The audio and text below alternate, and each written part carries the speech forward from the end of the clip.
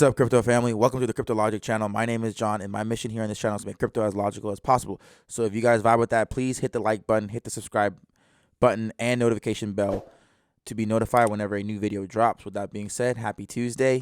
How you guys doing? Hope you guys are doing well. I got a really great video for you guys today. I thought about this one all night and kind of like drafted it in my head and put a pen to paper.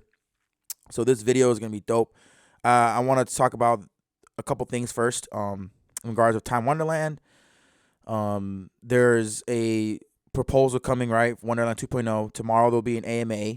So Danielle's going to answer questions. I've been in the Discord, and he's talking about a lot of things.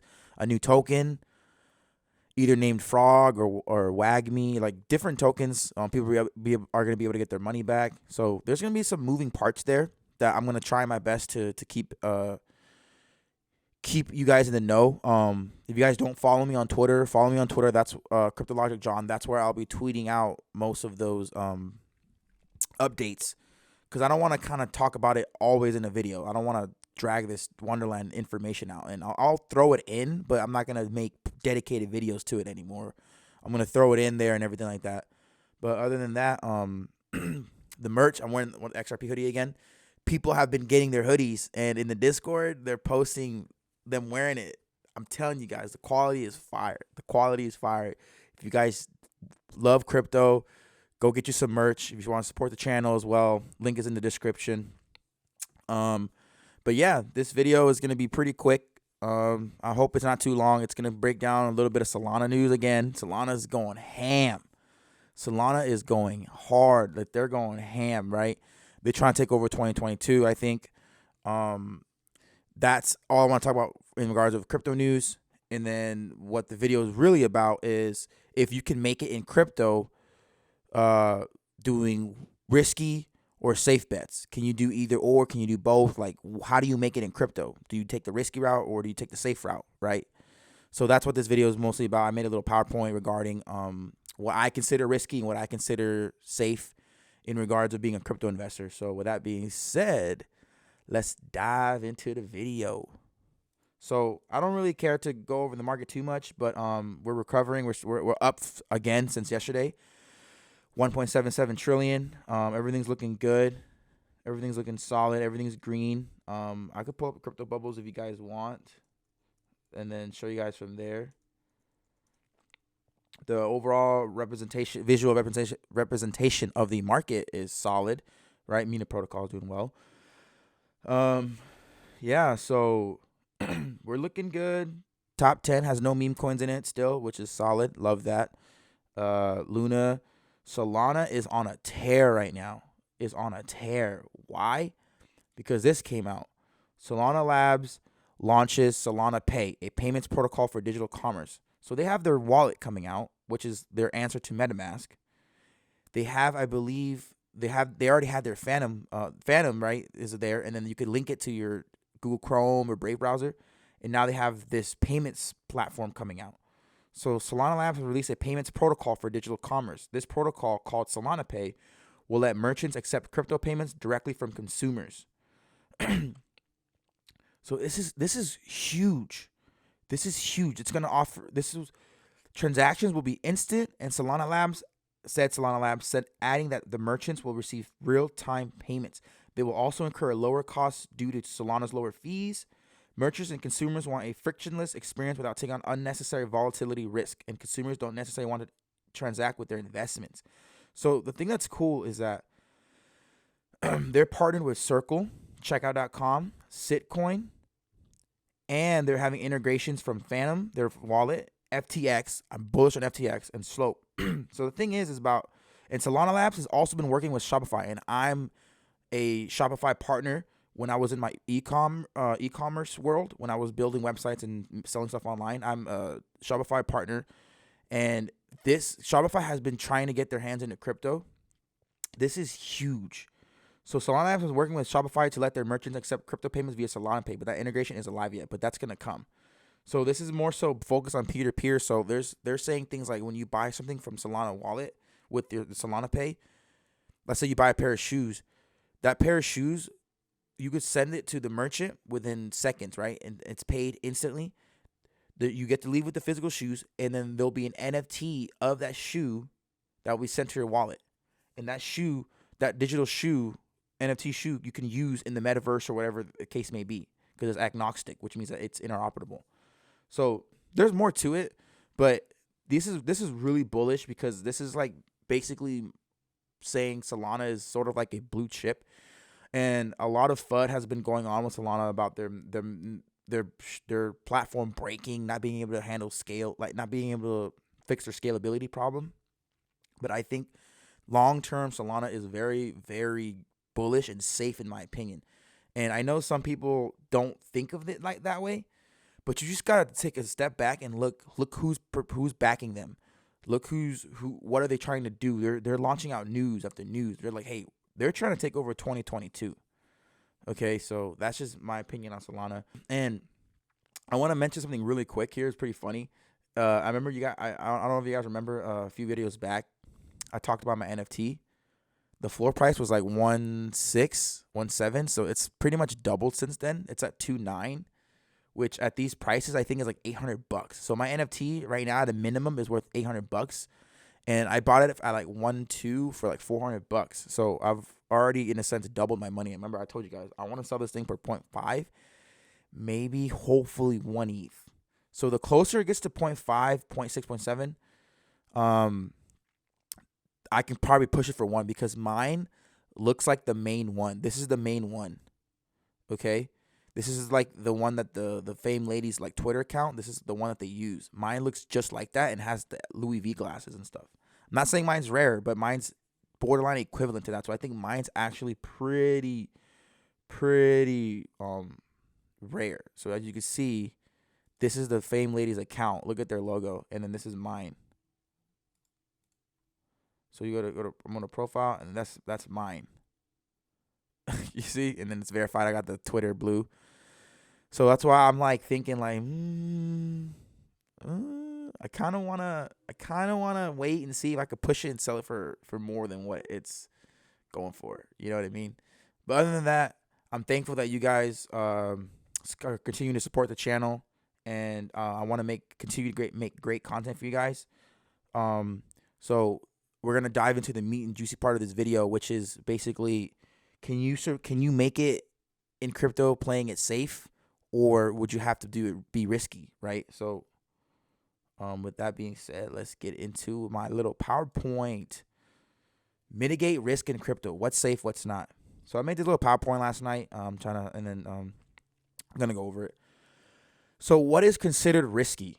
Okay, so a risky play in crypto is something that, obviously, anything in life, gambling, whatever, essentially is like, yes, like gambling or playing a lottery ticket. You buy something and you invest your money into it, and you hope that money can become larger, right? Like $100, you want it to turn to $700, $500. With that comes risk.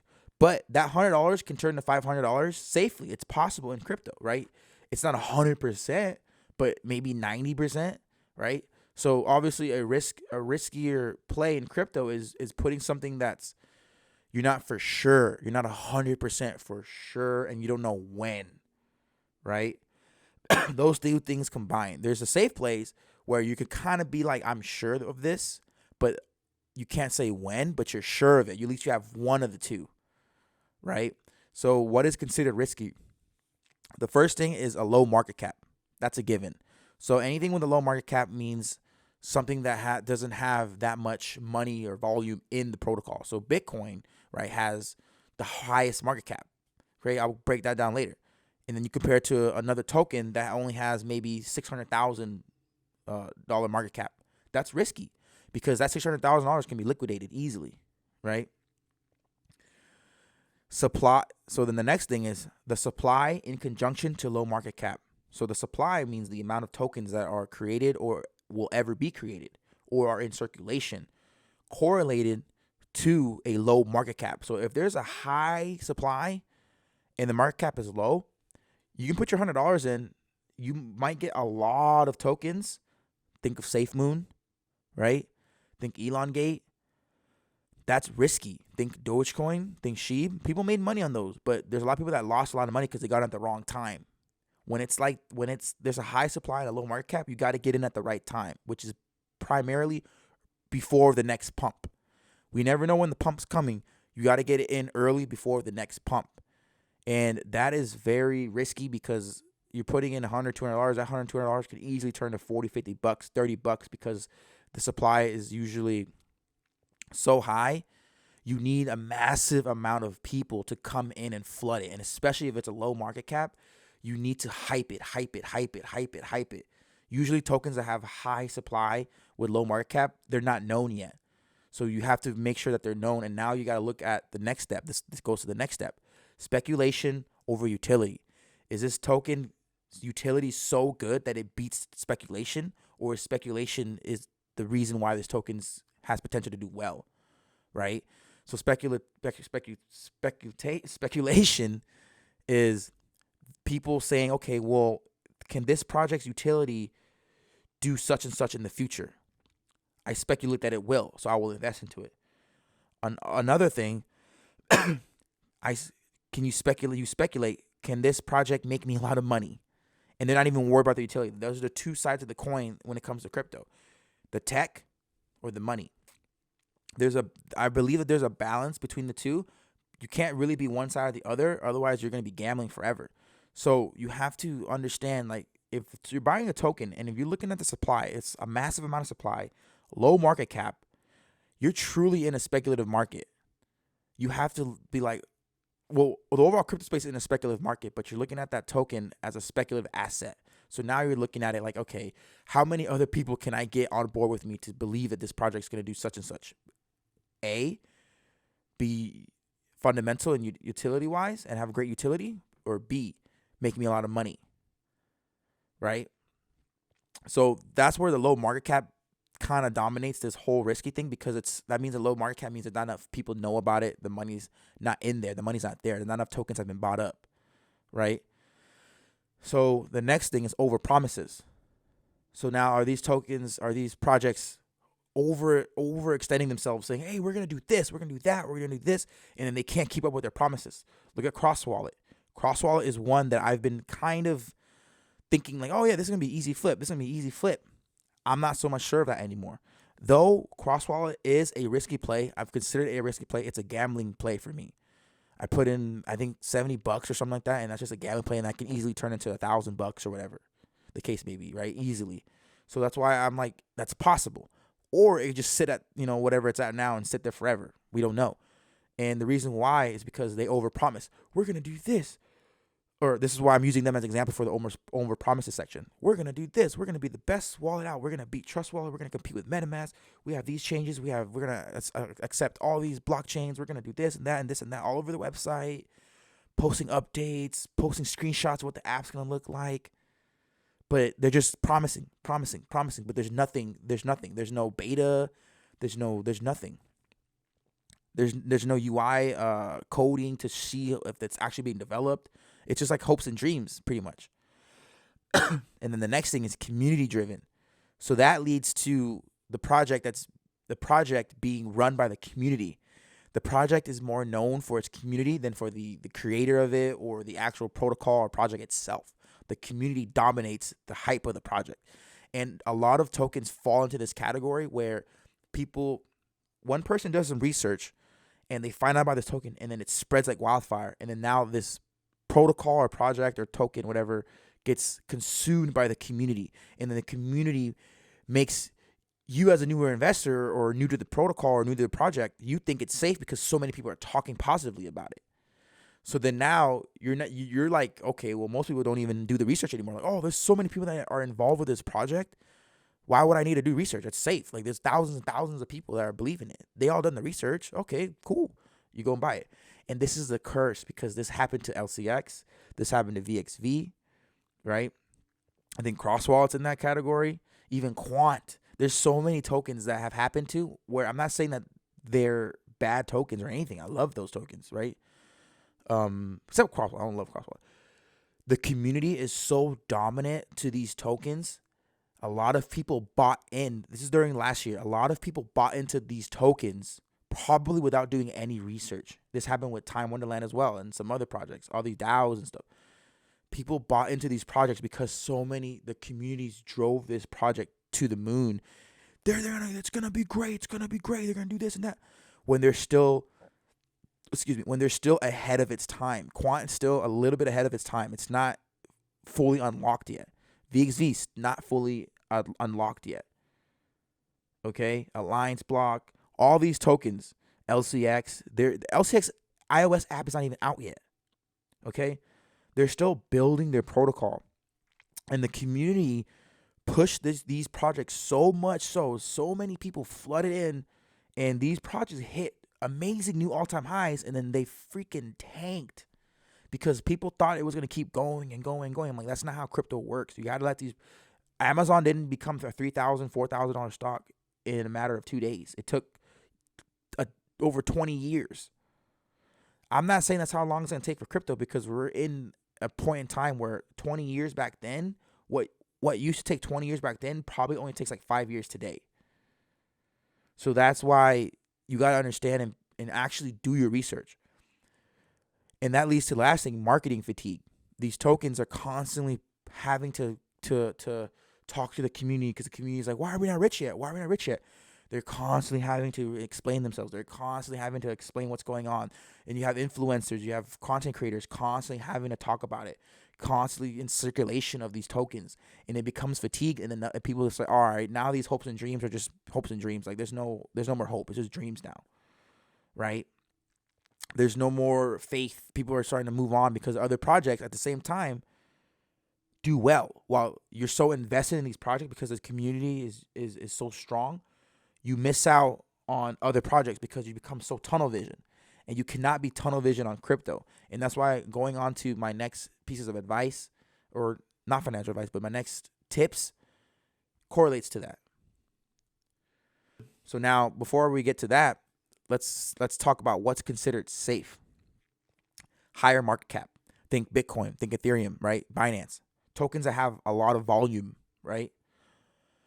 Length of token life. The reason why I think those two are the two most important things is because a higher market cap means that for Bitcoin to get liquidated, damn near $1 trillion needs to leave Bitcoin. That's a lot of money that will flood out of Bitcoin to cause it to lose your investment. Ethereum, the same thing. Like, any token can go to zero, but the likelihood of that happening when a token is in the billions and billions and billions range, multiple billions, it has to be a massive black swan event or something that causes that token to go down tremendously like that. If it's if it's an actual rug pull or whatever, but that's why you look at length of token life. Bitcoin has been around since 2009. Ethereum has been around since 2014, right? At least a minimum 2-3 years. You need to see they have a high market cap and they've been around for 2-3 years. Their market cap is continuing to rise every single year. You know what I mean? Next, fundamental. They have a fundamental sound use case. They have a purpose, and they're trying to become something that creates longevity for the project. They have a clear use case. They know why they know why they exist. Point plain and simple. They know why they exist. They have great partners and they have great backing.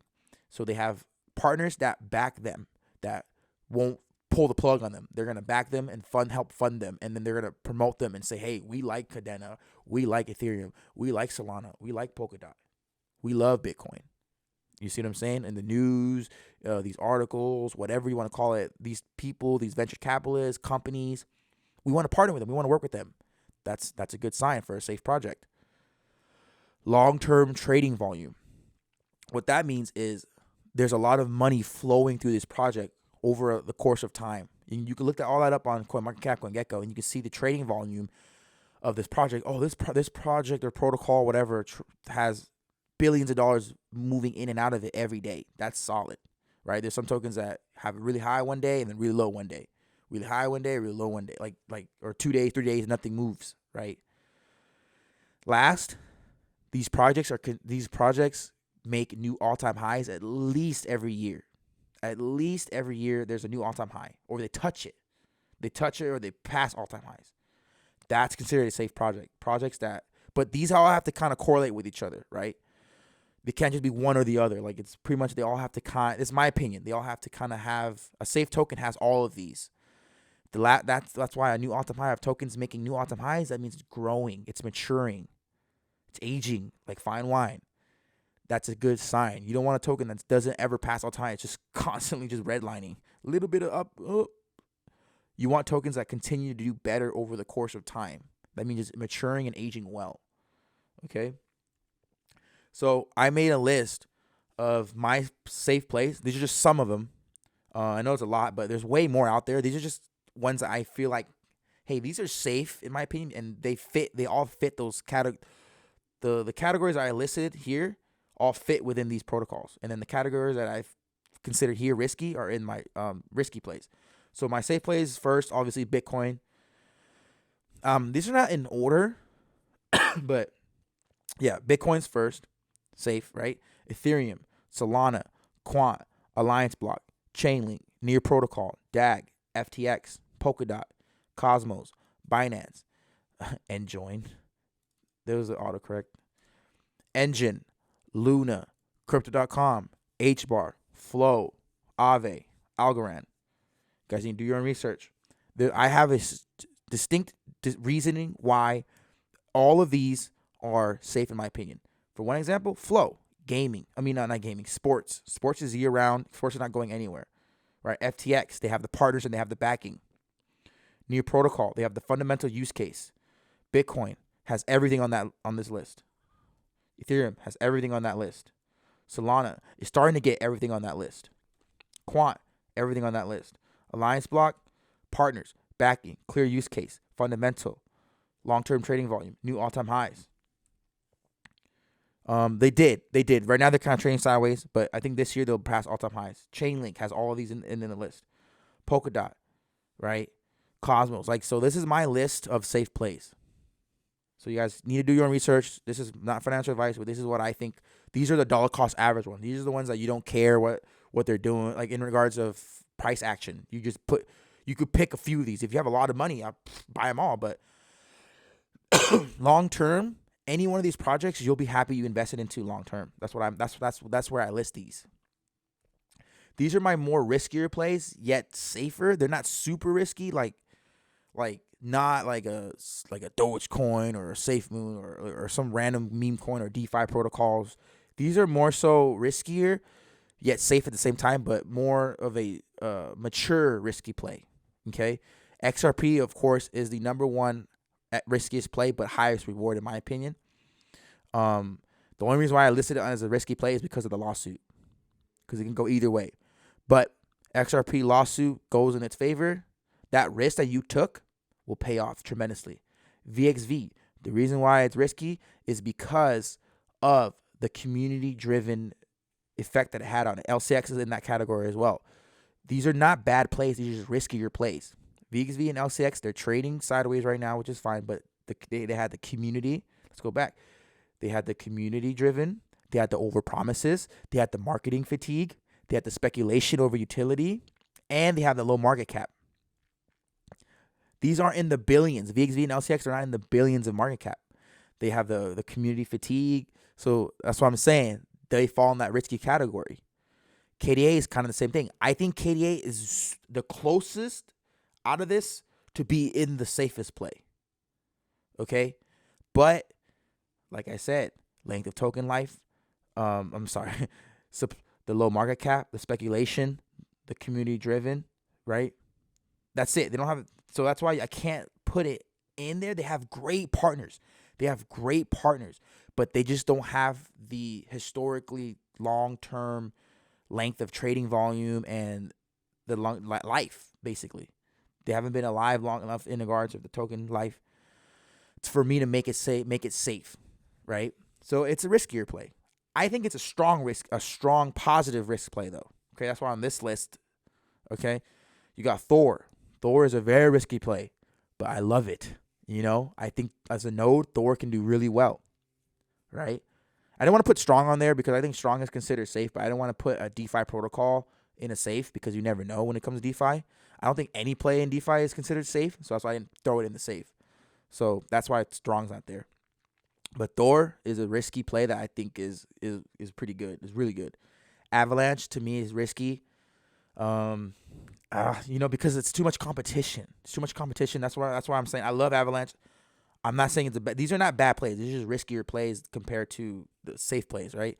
I think Avalanche is risky. I think Phantom is risky because Avalanche, Avalanche for one is amazing. For me, Phantom is also amazing. Okay, I think Phantom is amazing, but they're getting that community-driven hype. For this year. I see it. They're getting They might have marketing fatigue. They're getting people. Everyone's talking about it. A lot of people are gonna flood into Phantom, thinking they're gonna make $1 million off of it, thinking Phantom's gonna go to $10, $15, and then when it doesn't, what do? They sell, and that can kind of wreck your money if you buy in at the wrong time. That's why it's risky. You can dollar cost average in the Phantom, but you can that's why it's like you just don't know because it needs more time in the market, right?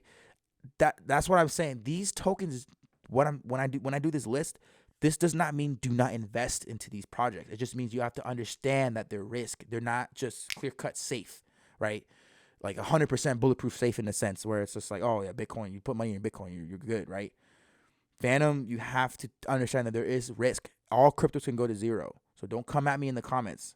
You have to, I think logically here. I'm not going to just sit here and say, oh, Avalanche and Phantom are okay to buy. You can buy them. Of course you can, but they're riskier compared to the other lists that I made. Okay? Mana, risky. Metaverse. Metaverse is still young. We haven't begun to see what the metaverse is going to look like. There's going to be competition. New protocols are going to come out to compete with it. Axie Infinity, same thing. Competition. Gala, gaming, competition. VeChain, the high supply. All MTV, not MTV. Morpheus Network coming out to compete with it, right? XTC, the high supply. Sandbox, Metaverse, more competition. MTV is considered risky, community driven, etc. So that's why I listed these as risky. Let me repeat, this does not mean do not invest. This means that you have to understand when you buy these, this is risk coming to it, just like with any crypto. But there's risk associated with any crypto, but these are more riskier, but they have good rewards, higher potential for rewards. But you have to understand when you look at it logically, you can buy mana and hold the mana for a long time and not do anything because a new project comes out to compete directly with mana, with any other protocol. But these are in a sense blue chip. These are considered blue chip in my opinion. DAG has connections to the United States Air Force. These to me are considered blue chip. These are not blue chip yet. Can they be? Of course. Are they now? Not yet. So for me, to succeed in this space, you have to have balance. Balance is critical. Having a balanced portfolio is critical to your success. Understand when to move on from a project. Do not marry your tokens. Be realistic, be logical, and always do your own research. That is my little PowerPoint. We're running on 30 minutes, but just to let you guys clean it up or finish up. Crypto is crazy. Okay, we're in the wild, wild west, and you guys need to understand that. Okay, even though I say a lot of those projects are safe, they're still not 100% safe. Okay, that sounds so redundant, but it's the truth. You can't bet on anything 100% other than maybe yourself. So you have to trust your gut, and that's why I say having a balanced portfolio is critical. Those safe plays, those are like your foundational plays. Those are the plays that where if you invest into a risky play and you make profits and you're like, hey, I'm not in love with this token. Like I said, don't marry tokens. You take those profits, you put them into those safer plays long term. You put it into Quant, you put it into Bitcoin, you put it into Ethereum. You know what I mean? You put it into Flow. You put it into projects that will be here and they're going to change society. The riskier plays are the ones where they're like VXV, LCX. That's why I put them on that left side. They can move into the safe plays. They're not there yet. So in this current moment in time, if you're putting a lot of money into those plays and you make a lot of money from it, what's the point of holding it like to make You know what I'm saying? If you're able to have $1,000 in LCX at 10 cents and LCX hits $2.15, that's a good amount of money that you can just kind of take out and put it into some more plays. Unless you want to keep holding LCX, it's $30, but you can make more money and then buy more LCX at $2, and then that $2 can hit $10, $20, and you just keep going. You can just keep going back to those projects. Because how I think of it is like, if I invest into these riskier plays, I don't really have the intention of holding these riskier plays super long term. I have my certain tokens that I'm going to hold long term. XRP is not even one that I'm going to hold super long term. The ones I hold super long term would obviously be Bitcoin, Ethereum, Flow, right? Cosmos maybe, HBAR, Chainlink, Alliance Block. Those are ones I would want to hold for multiple years. You can hold LCX and VXV, but you can technically at this current moment in time swing trade them. Like, not like daily, but LCX hits the new all-time high. I would take the profits. You know what I'm saying? VXV hits new all-time highs. I'm going to take the profits. But then the thing is, I understand that I can buy back in. I can buy back in later, but I'm going to take the profits and move them around. Like, that's just my perspective. That's just how I look at it. Right? There's some projects, like if some people do want VXV and they want to hold it to $100, that's fine. You know what I mean? But we're still so early that VXV, even if you like, I can truly believe that VXV can hit $100. But like, if you buy VXV at $2, it hits $17, $20, $30. Like, I would take the profits and then wait for a correction. Buy VXV at $25, $30. If you truly believe that it hit $100, you're still profiting. That can be a long-term hold. But then now you've made more money with those profits that you made. You could actually throw in 10 grand into VXV at $20. You feel me? Like, that's where my mentality is when it comes to trading. It's not the end all be all. That's just my mindset of it. It's logical in my opinion. So can you make it in crypto playing it safe? Yes, it's just going to take longer. Can you make it in crypto playing being risky? Yes, but you have a chance to get wiped out. You see? That's why I say you have to incorporate balance. You need to have plays, risky side and non-risky side. Thank you guys for watching the video. I hope you guys enjoyed it. I hope you guys left with some value. If you guys have any counter arguments, anything that you want to say, I like to smoke. Put it in the comments or join the Discord and talk to me. I'm in the Discord every day. Go in the Discord, tag me, Crypto Logic John in the Discord, and ask me. Tell me what you feel. You know what I mean? If not, if you agree with me, also leave a comment saying, oh man, I just, I want to see what you guys are thinking. But once again, thank you for tuning in. I love making these type of videos for you guys. I hope that you guys left with value. Any newer crypto investors, any long-term seasoned investors that support me, it means a lot to me, you guys. But I'll see you guys. Oh, there's no video tomorrow on Wednesday, but there will be on Thursday. I'm hoping to do a podcast video on Thursday. So trying to bring someone on. Got a couple people in my mind, talking to some people. But yeah, this video is kind of running long now. But I got to go. See you guys in the next episode. Peace. Yeah.